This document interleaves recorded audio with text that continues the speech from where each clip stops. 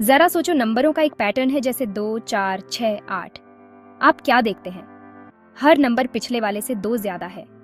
एक constant value add करके अगला टर्म पाने का ये जो पैटर्न है उसे एरिथमेटिक प्रोग्रेशन कहते हैं। एरिथमेटिक प्रोग्रेशन, जिसे अक्सर एपी कहा जाता है, सिंपल लेकिन पावरफुल लॉजिक वाले फैसिनेटिंग सीक्वेंसेस होते हैं। ये मैथमेटिकल पैटर्न्स के बिल्डिंग ब्लॉक्स की तरह है। एक एरिथमेटिक प्रोग्रेशन में जो कांस्टेंट वैल्यू ऐड की जाती है उसे कॉमन डिफरेंस कहते हैं। इसे डी से डिनोट करते हैं।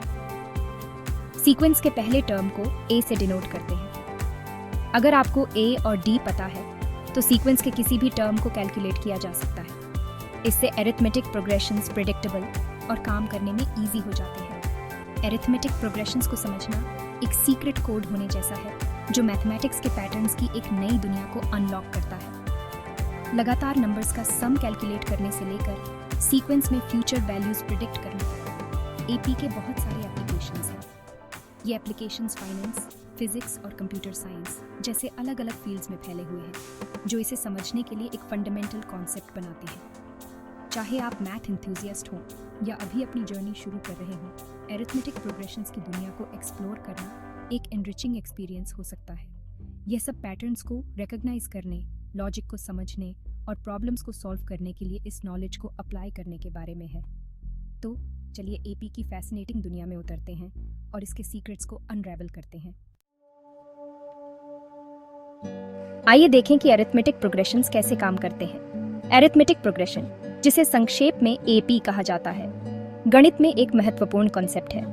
यह एक ऐसी सीक्वेंस है जिसमें हर टर्म अपने पिछले टर्म में एक फिक्स्ड नंबर जोड़कर प्राप्त किया जाता है। इस फिक्स्ड नंबर को कॉमन डिफरेंस कहा जाता है। चलिए इसे और गहराई से समझते हैं। एक सीढ़ी की कल्पना करो जहां हर सीढ़ी की ऊंचाई सेम है। यह सीढ़ी एक परफेक्ट एग्जाम्पल है कि कैसे एपी काम करता है। हर स्टेप की ऊंचाई समान होती है और आप हर स्टेप के साथ एक निश्चित ऊंचाई चढ़ते हैं। यह ऊंचाई कॉमन डिफरेंस डी की तरह है। हर स्टेप के साथ आप जितनी ऊंचाई चढ़ते हैं वह एपी में कॉमन डिफरेंस डी की तरह है। आप जो पहला स्टेप लेते हैं वह पहले टर्म ए की तरह है। उसके बाद आप जो भी स्टेप लेते हैं वह एपी के सब्सिक्वेंट टर्म्स को रिप्रेजेंट करता है। उदाहरण के लिए, अगर पहला स्टेप 2 फीट का है और हर स्टेप की ऊंचाई 2 फीट है तो दूसरा स्टेप 4 फीट, तीसरा स्टेप 6 फीट और इसी तरह बढ़ता जाएगा। अब मान लीजिए कि आप 5 स्टेप्स चढ़ने के बाद जितनी ऊंचाई तक पहुंचते हैं उसे फाइंड करना चाहते हैं। एक एपी में आपको हर स्टेप की हाइट को बार बार ऐड करने की ज़रूरत नहीं है। आप इसे सीधे एक फॉर्मूला का यूज़ करके कैलकुलेट कर सकते हैं। यह फॉर्मूला आपको किसी भी टर्म को डायरेक्टली कैलकुलेट करने की सुविधा देता है। यहीं पर एपी की खूबसूरती है। यह बिना किसी सीक्वेंस के सभी प्रीसीडिंग टर्म्स को लिस्ट किए किसी भी टर्म को कैलकुलेट करने का शॉर्टकट प्रोवाइड करता है। यह फॉर्मूला बहुत ही एफिशिएंट है और समय की बचत करता है, खासकर जब सीक्वेंस बहुत लंबी हो। एपी के nth टर्म, चलिए इसे n कहते हैं, को कैलकुलेट करने का फॉर्मूला है n = a प्लस n1d। इस फॉर्मूला में पहला टर्म है, d कॉमन डिफरेंस है और n उस टर्म की पोजीशन है जिसे आप फाइंड करना चाहते हैं। यह फॉर्मूला बहुत ही सिंपल और स्ट्रेट फॉरवर्ड है। यहाँ n उस टर्म की पोजीशन को रिप्रेजेंट करता है जिसे आप फाइंड करना चाहते हैं। यह फॉर्मूला अरिथमेटिक प्रोग्रेशन के एसेंस को इनकैप्सुलेट करता है। यह दिखाता है कि कैसे हर टर्म पहले टर्म, कॉमन डिफरेंस और सीक्वेंस में अपनी पोजीशन से रिलेटेड है। यह फॉर्मूला हमें यह समझने में मदद करता है कि सीक्वेंस में हर टर्म का एक स्पेसिफिक प्लेस और वैल्यू होती है। एरिथमेटिक प्रोग्रेशंस की खूबसूरती न केवल उनके पैटर्न की सिंप्लिसिटी में है बल्कि उनकी वर्सेटिलिटी में भी है। वे इंक्रीजिंग हो सकते हैं जहां कॉमन डिफरेंस डी पॉजिटिव होता है या डिक्रीजिंग जहां डी नेगेटिव होता है। यह वर्सेटिलिटी उन्हें बहुत ही फ्लेक्सिबल बनाती है। यह फ्लेक्सिबिलिटी उन्हें रियल वर्ल्ड में पैटर्न्स की एक वाइड रेंज को रिप्रेजेंट करने की अनुमति देती है। उदाहरण के लिए, आप इसे फाइनेंशियल कैलकुलेशंस जैसे कि लोन रिपेमेंट्स में देख सकते हैं, जहां हर महीने एक फिक्स्ड अमाउंट ऐड होता है। इसी तरह पॉपुलेशन ग्रोथ, जहां हर साल एक fixed number of individuals add होते हैं, भी एक एपी का एग्जाम्पल है। फाइनेंशियल कैलकुलेशंस में एपी का यूज़ बहुत कॉमन है। मान लीजिए कि आपने एक लोन लिया है और आपको हर महीने एक फिक्स्ड अमाउंट रीपे करना है। यह रिपेमेंट स्केड्यूल एक एपी की तरह है, जहां हर महीने का रिपेमेंट अमाउंट एक फिक्स्ड नंबर से बढ़ता है। यह आपको यह समझने में मदद करता है कि आपके टोटल रिपेमेंट्स कितने होंगे और आप कितने समय में लोन रिपे कर पाएंगे। पॉपुलेशन ग्रोथ भी एक एपी का एग्जाम्पल है। अगर एक शहर की पॉपुलेशन हर साल एक फिक्स नंबर से बढ़ती है तो ये एक एपी की तरह है। यह आपको यह प्रिडिक्ट करने में मदद करता है कि कुछ सालों बाद पॉपुलेशन कितनी होगी। ये बहुत ही यूजफुल है प्लानिंग और रिसोर्स एलोकेशन के लिए। अरिथमेटिक प्रोग्रेशंस हमारे डेली लाइफ में भी बहुत कॉमन है। उदाहरण के लिए, अगर आप एक एक्सरसाइज रूटीन फॉलो कर रहे हैं और हर दिन एक फिक्स्ड नंबर ऑफ रेपिटेशंस बढ़ा रहे हैं तो यह भी एक एपी है।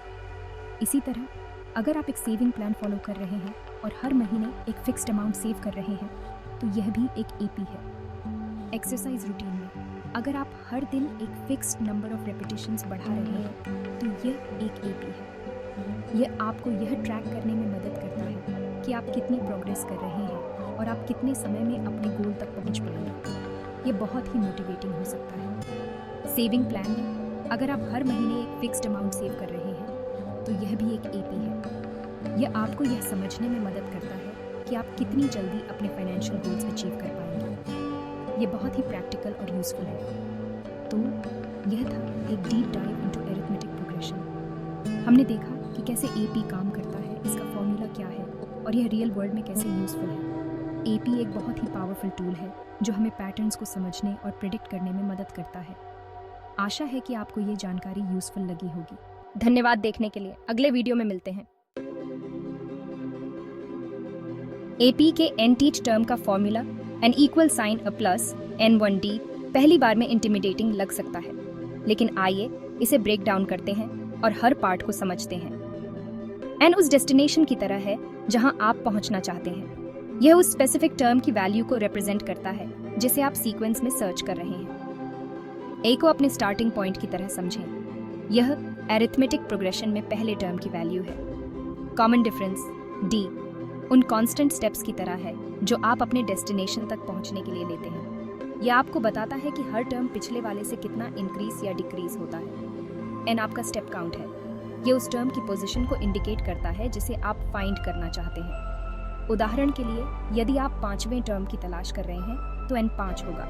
एक्सप्रेशन n1 डी पहले टर्म से एन-टी टर्म तक पहुंचने के लिए टोटल चेंज को कैलकुलेट करता है।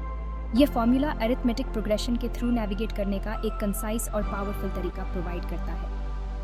यह आपको सभी प्रीसीडिंग टर्म्स को कैलकुलेट किए बिना सीधे किसी भी टर्म को फाइंड करने की अनुमति देता है। इस फॉर्मूला को समझना अरिथमेटिक प्रोग्रेशंस की फुल पोटेंशियल को अनलॉक करने के लिए की है। सदियों से अरिथमेटिक प्रोग्रेशन के कंसेप्ट ने मैथमेटिशियंस को आकर्षित किया है। इसकी जड़ें प्राचीन सभ्यताओं तक खोजी जा सकती हैं, जहां नंबर्स में पैटर्न्स ने स्कॉलर्स को मोहित किया था। अरिथमेटिक प्रोग्रेशंस पर डेल्व करने वाले सबसे पहले जात गणितज्ञों में से एक 5वीं शताब्दी सीई के भारतीय गणितज्ञ आर्यभट्ट थे। अरिथमेटिक प्रोग्रेशंस पर आर्यभट्ट के काम ने इस फील्ड में फर्दर एक्सप्लोरेशन की नींव रखी। उन्होंने एक एपी में टर्म्स के सम को कैलकुलेट करने के लिए फॉर्मूलास डेवलप किए, एक ऐसा कॉन्सेप्ट जो बाद में वेरियस मैथमेटिकल और प्रैक्टिकल एप्लीकेशंस में क्रूशियल साबित होगा। उनका योगदान मैथमेटिक्स में पैटर्न्स और सीक्वेंसेस के साथ लंबे समय से चले आ रहे फैसिनेशन को हाईलाइट करता है। सदियों से दुनिया के अलग अलग हिस्सों के कई अन्य गणितज्ञों ने अरिथमेटिक प्रोग्रेशंस की हमारी समझ में योगदान दिया है। जियोमेट्री पर अपने काम के लिए जाने जाने वाले यूनानी गणितज्ञ यूक्लिड ने भी एपी के प्रॉपर्टीज को एक्सप्लोर किया। उनके काम ने मैथमेटिक्स की अलग अलग ब्रांचेस के इंटरकनेक्शन को डेमोन्स्ट्रेट किया। अरिथमेटिक प्रोग्रेशंस का अध्ययन केवल एक हिस्टोरिकल क्यूरियोसिटी नहीं है, यह आज भी रिसर्च का एक वाइब्रेंट एरिया बना हुआ है। गणितज्ञ लगातार एपी के नए प्रॉपर्टीज और एप्लीकेशंस डिस्कवर कर रहे हैं जो मैथमेटिक्स की दुनिया में इसकी एंड्यूरिंग रेलेवेंस को साबित करते हैं।